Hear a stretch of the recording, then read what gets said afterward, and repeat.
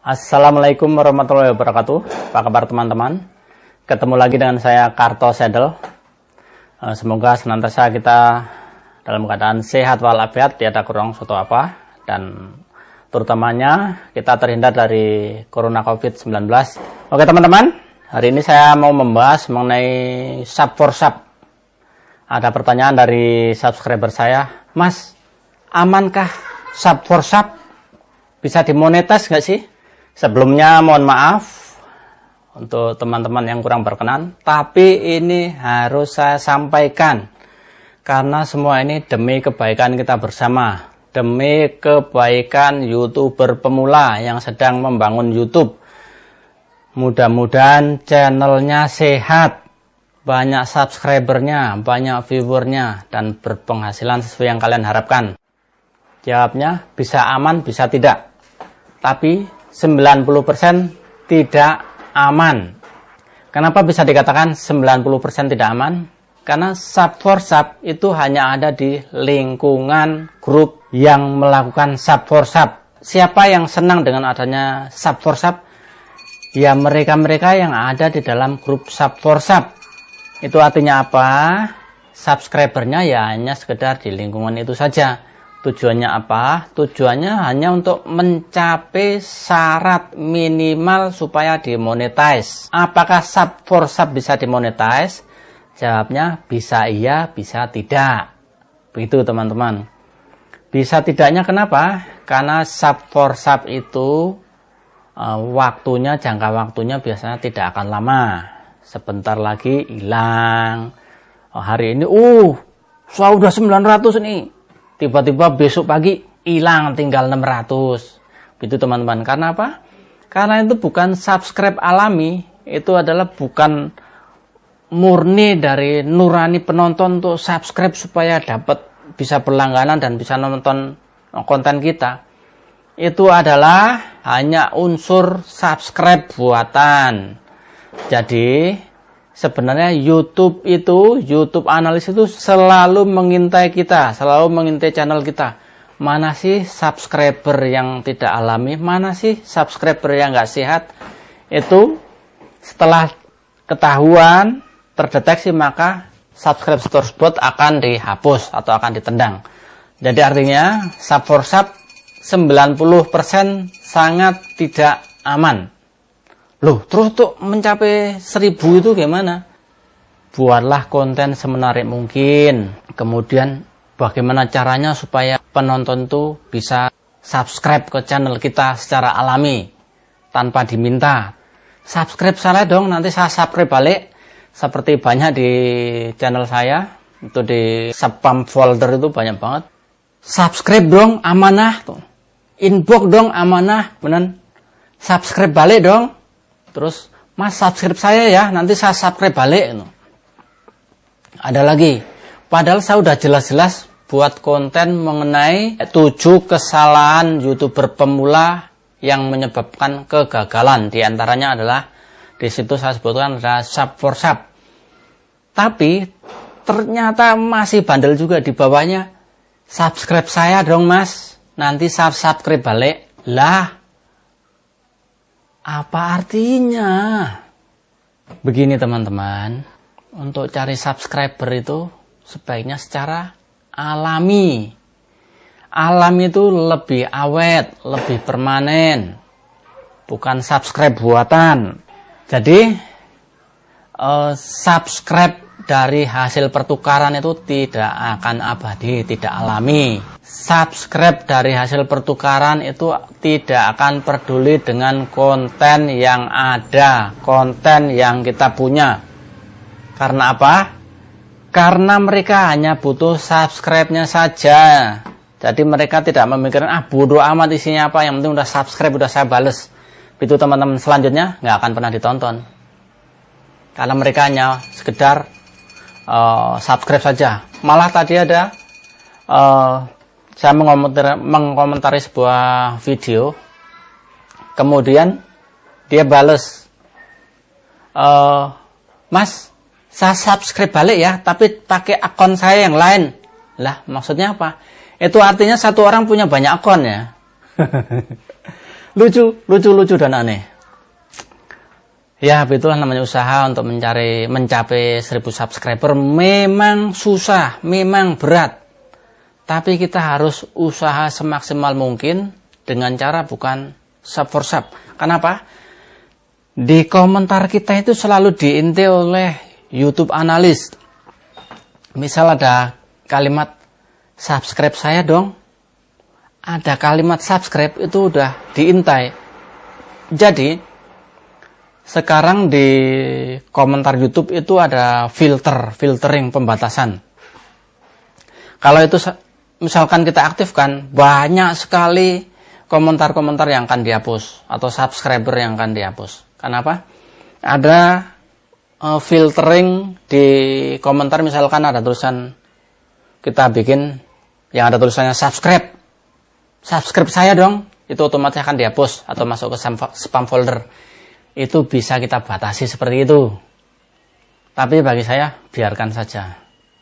Menyenangkan orang apa salahnya. Jadi ya intinya bagi saya kalau komentar yang masuk ke spam folder nggak akan saya tanggapi. Mohon maaf sekali. Mohon maaf banget. Biasanya yang seperti itu nontonnya cuma sekilas langsung subscribe. Nggak lama subscribe-nya hilang. Begitu. Dan di komentarnya tulisan subscribe saya dong. Subscribe tanpa memperhatikan durasi itu bohong.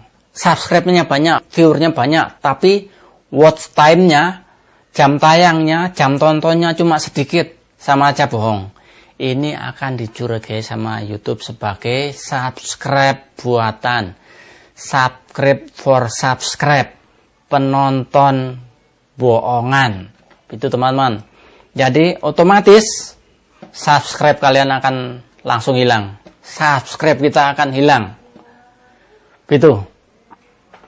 Saya rasa sampai di sini cukup jelas teman-teman ya. Jadi saya tekankan bahwa untuk menjadi seorang YouTuber itu tidak ada jalan pintas, tidak ada jalan cepat, tidak ada jalan hari ini bikin besok langsung monetize, besok langsung gajian. Tidak. Jawabnya tidak. Ada lagi yang dengan jalan pintas. Saya beli channel kamu dong. Kamu kan udah jalan, biar saya lanjutin. Tidak semudah itu. Biarpun channel sudah jalan, misalkan kita beli channel seseorang yang udah jalan, sudah dimonetize, kita beli, kemudian kita upload video, itu belum tentu penontonnya itu kan sebanyak penonton sebelumnya. Karena apa? Biarpun kontennya sama, yang menyampaikan atau materinya beda atau hostnya beda, itu akan mengurangi subscriber. Penontonnya akan berkurang. Biasanya subscribernya akan melakukan unsub begitu teman-teman. Karena apa? Itu udah melawan kodrat. Tadinya hostnya si A, kontennya isinya ini, ternyata berubah. Misalkan tadinya kontennya masalah motor, kita beli, ternyata berubah dari isinya tentang sepeda. Ya orangnya karena udah terlanjur suka dengan motor, tiba-tiba berubah dengan konten sepeda, pasti akan bubar. Atau tadinya konten masalah mancing, tiba-tiba setelah kita beli kontennya masalah makan-makan, otomatis viewernya akan berkurang. Itu teman-teman. Jadi jangan pernah beli channel, jangan pernah beli subscriber, jangan pernah beli viewer. Itu harus digarisbawahi. Jangan pernah beli subscriber, jangan melakukan transaksi subscriber, jangan melakukan transaksi viewer, jangan melakukan pembelian channel, karena itu tidak akan permanen. Kalau mungkin ada teman-teman yang sudah melakukannya, mungkin baru sudah melakukan pertukaran sub for sub, baru 100-200, sudahi, jangan dilanjutkan. Cukup dengan subscriber alami. Memang lebih sulit, memang lebih susah, tapi itu akan lebih aman, lebih permanen. Jadi jangan sampai kita kecewa, Jangan sampai kita pupus harapan. Tadinya kita ingin membangun sebuah channel yang bagus dengan penghasilan yang bagus, pada akhirnya kita kecewa. Karena apa? Karena subscriber kita hilang, viewer kita hilang.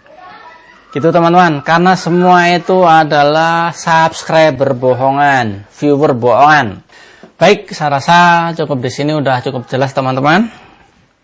Masalah sub for sub. Jadi kalau pengen sub for sub yang aman, ya kita lakukan secara alami saja. Kita bikin konten yang bagus, bikin judulnya yang bagus, yang menarik, supaya orang juga tertarik. Dengan sendirinya kalau orang udah menonton, oh ini ternyata bagus, sesuai dengan selera saya, otomatis akan di subscribe. Nggak usah diminta, subscribe saya dong, nanti gantian. Tidak usah. Dengan konten bagus, judul bagus, insya Allah mereka akan langsung subscribe dengan sendirinya.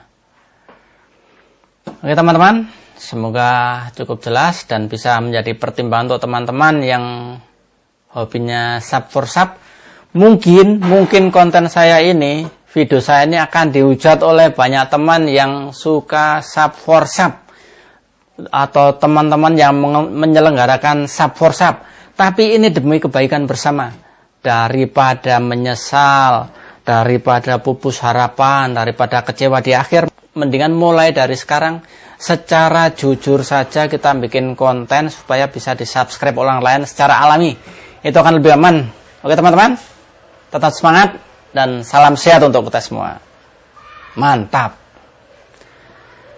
Dan akhir kata, bila konten ini bermanfaat, silahkan di-subscribe, tekan loncengnya, supaya bisa ada notifikasi untuk video-video terbaru berikutnya. Terima kasih.